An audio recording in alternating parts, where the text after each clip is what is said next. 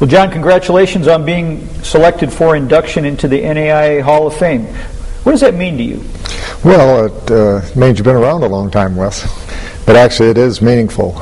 It's quite a prestigious group, and I appreciate the fact that Bob Bonnell and some of his people nominated me for it, so I'm very proud of it. Well, you were an athlete, you were an administrator in the NAIA. Tell us a little bit about your career as an NAIA athlete.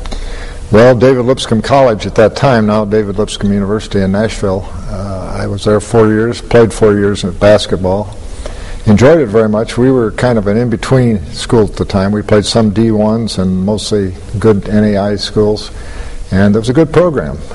They had reasonable success while I was there, and they've had a lot more success since then. They won some national championships, and now, of course, they're NCAA 1. But yeah, it was a good 4 years while I was there. Do you have a particularly fond memory as an athlete at David Lipscomb?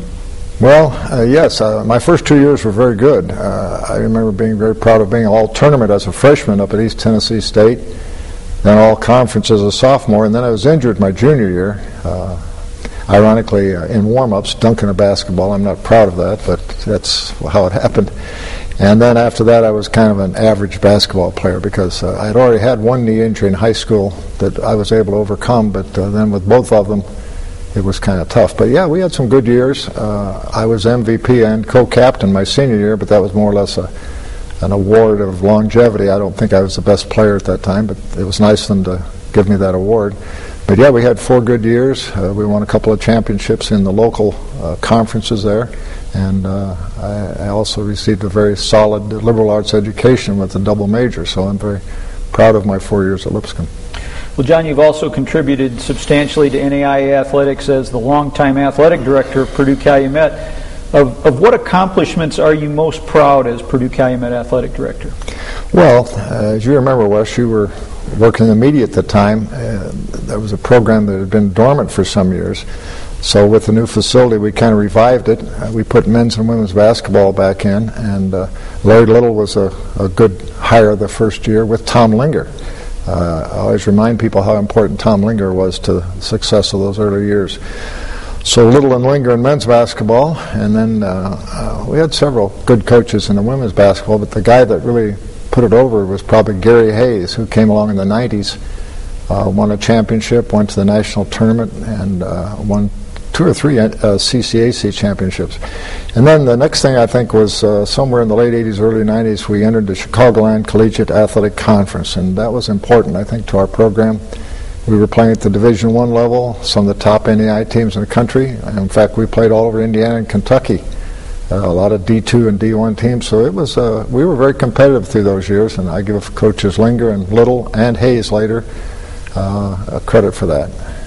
During those early years, Purdue-Calumet was a member of a district, the state of Indiana, essentially in NAIA, and you were the head of that district, is that right? Yes, well, I became that the second or third year here. It was District 21, which was the largest NAIA district in the country, and also one of the most prestigious, because Indiana basketball is, and still is, and was very important to these, particularly these smaller liberal arts schools.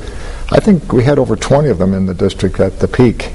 And a very competitive district playoff, and that was before they had the divisions of play. And it was just a winner-take-all NAIA district. Well, actually, there would be an at-large team occasionally. But it was very competitive, and we had a lot of good people to work with, all the way from Kentucky, southern Indiana, through to our area. Share with us your thoughts on the value of intercollegiate athletics at colleges and universities such as Purdue-Calumet.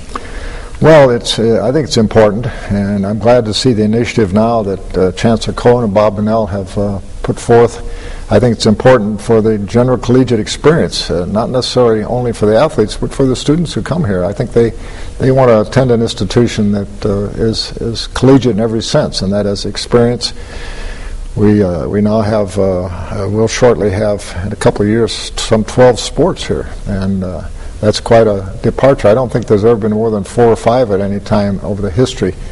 We were up to about 4 or 5 at one time. Prior to my coming here in the 70s, I think they had a couple of more. So I think they had some baseball and all, but never really at what I'd call an all-out varsity level. It was some combination of club and enhanced intramurals, I'd like to call it. But I think now Dr. Bunnell has it on the right track, and with the support of the Chancellor, and hopefully it'll continue on. What do you think a 12-sport athletic program will mean to Purdue-Calumet? Well, it'll mean some 200 student athletes, for one thing, and there's a certain breed of student athlete out there that wants to play intercollegiate sports. They don't have to necessarily be a D1. They don't have to have a full scholarship necessarily. They want to compete. These athletes now go to most of the D3s in central and southern Indiana. Hopefully we can get some of those. Good students for the most part, and they just want to have the college athletic experience or continue their experience from high school. And I think with the strong academics that we have here, we should certainly attract a good student. So that's 200 students, and that's always important to an institution. I know in the past, attracting student athletes, there are good students who wanted to continue their athletic career, pretty much put Purdue-Calumet out of the ballgame because we didn't have that expanded program. This will open the door for them. Oh, yes. When you think of the sports that we're now sponsoring, once we get into softball and baseball, there are a lot of good athletes in this general area. And I would say in a 3 or 4 county area, not just Lake County, cross country, tennis. These athletes always have been there, but they've always had to go elsewhere to get the collegiate experience, and hopefully they can now do that at Purdue-Calumet. John, what is the niche that the NAIA plays in college athletics? Well, at one time it was the first and foremost. People that don't study the history don't realize the first national tournament in basketball was what preceded the NAIA. It's called NAIB. That was way back in the 40s. Coach John Wooden won it one time at Indiana State, which was then an NAIA member. And so it was very important then, with probably 400, maybe closer to 500 institutions. Now it's considerably smaller, a little less than 300, I think. But it still has an appeal to the liberal arts school, the smaller school. Actually, Purdue-Cal is not really an NAIA fit. And probably for that reason and other reasons, they'll eventually be an NCAA member here. But the smaller, particularly the church-related schools, there's a real niche for them. The NAIA appeals to them. It's a very high-integrity operation. It relies on the institution itself to police itself a lot. And I think there'll be a place for the NAIA, not nearly as large as it was, and certainly not as well financed as the NCAA, but still it has its place, I think.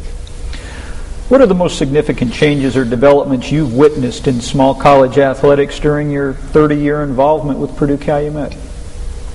Well, there have been a lot of them. The big change, of course, in the NCAA has been the influx of cash.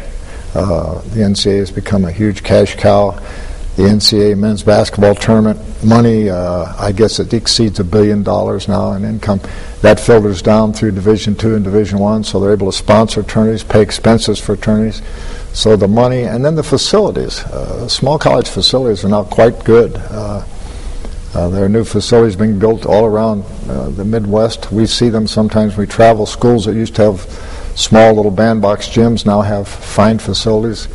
Right in here in our own competitive area, IU South Bend, IU Northwest, Cal College, and Purdue Cal. Actually, ours is one of the older ones now, but we were one of the first at this level. And in the CCAC, St. Xavier and Olivet Nazarene have excellent up-to-date facilities. So I guess facilities and the cash isn't always good because it brings a lot of other evils into us, particularly at D1, but still it does provide for a great opportunity.